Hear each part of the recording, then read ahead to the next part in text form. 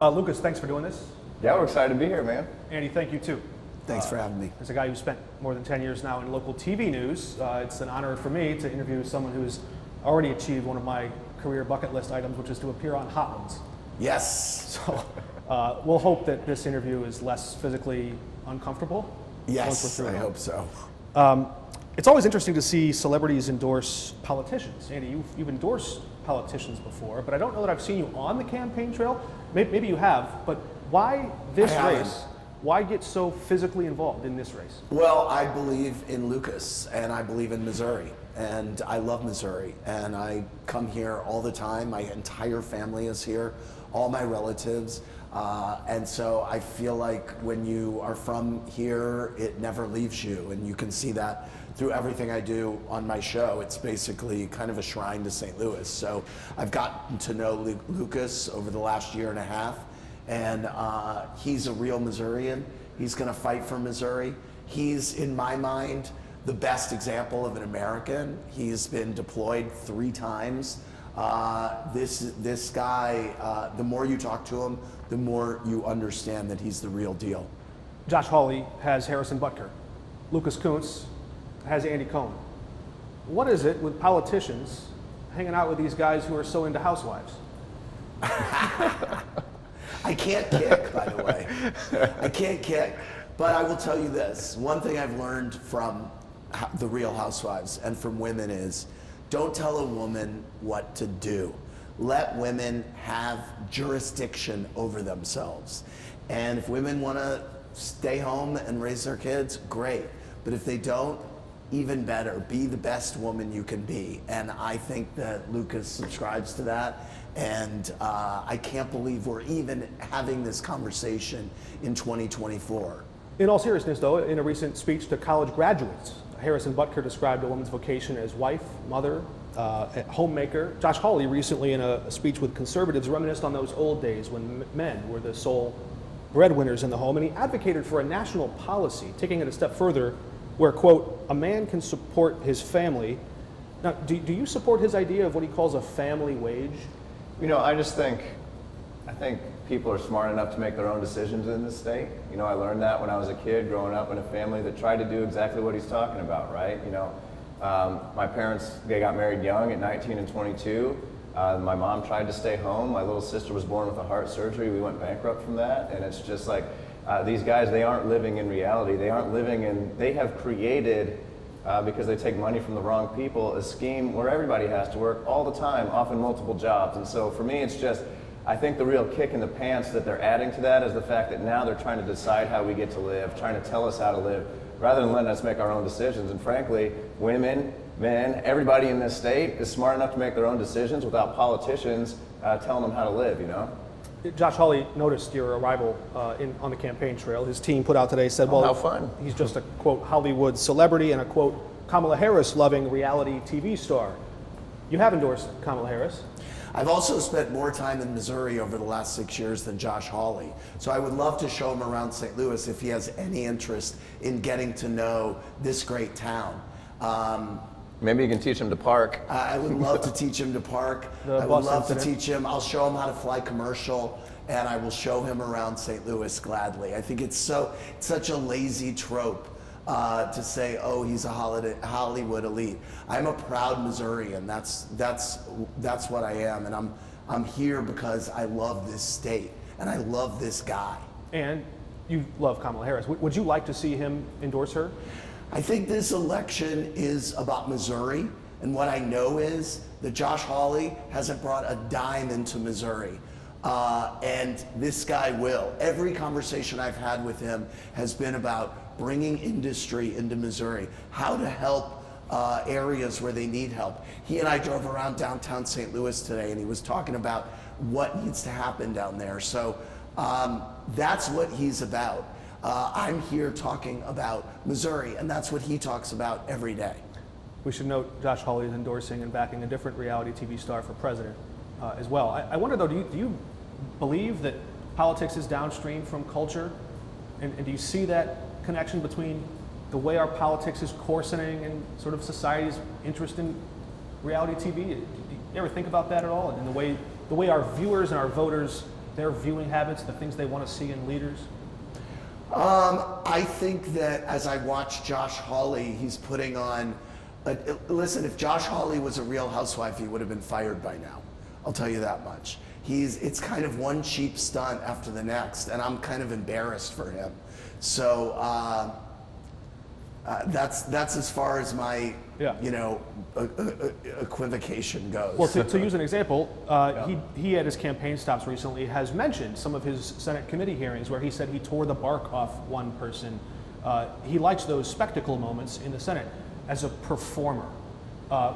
Would we see that kind of behavior in you were you elected to the U.S. Senate? I mean, the guy is a show horse, not a workhorse. That's why he hasn't delivered anything. You know, I often compare him to our former Republican Senator Roy Blunt, who brought home over $300 million a year every single year in congressionally directed spending. Josh Hawley, zero every single year because he's too busy writing self-help books about manhood and telling other people how to live and, you know, doing his showboating tactics in the Senate and not actually doing the hard work and accomplishing the mission. You know, I'm a Marine. I was a Marine for 13 years. I deployed to Iraq once, Afghanistan twice. Like, it's not about showboating. It's not about showing off. It's about accomplishing the mission, moving on to the next task, and making sure that we all make it. Do you want to clarify any of the remarks that you had privately in an email exchange with the senator's office before, where you praised some of his performances in these committee hearings? Well, see, this is what I talk about how I will work with anybody to bring money back to Missouri, to give us a better economy, a free economy. And when I was at the Pentagon, and then afterwards, I worked with his office. You know, I saw a sitting U.S. Senator from Missouri who knew absolutely nothing about the military, didn't understand how to take care of us, didn't understand anything about the military-industrial complex or base.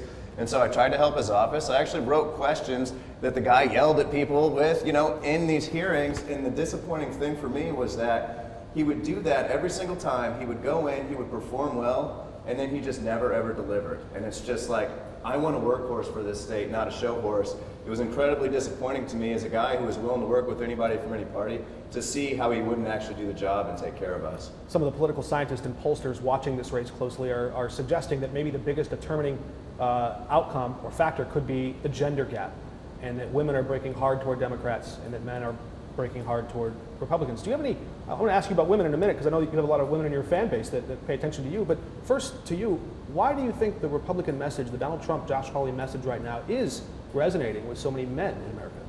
Well, I think what you find is that it's not resonating from women. I mean, you mentioned his little tour earlier where he didn't have a campaign event here for 50-something days. He flew in, jetted around in a Gulfstream jet on a bromance tour talking about how beautiful it is when women just step aside. Like, I'm sorry, but when you do something like that, I don't think women are going to be very big fans. And so, you know, for me, again, this comes back to we need investment in this state, and I think Missourians are smart enough to make their own decisions. And I think we're going to win people from both genders. I think we're going to win people all around this state, rural Missouri just as well as urban Missouri, because, you know, people are tired of being told how to live. They just want to live their own lives in peace without creepy politicians telling them what to do.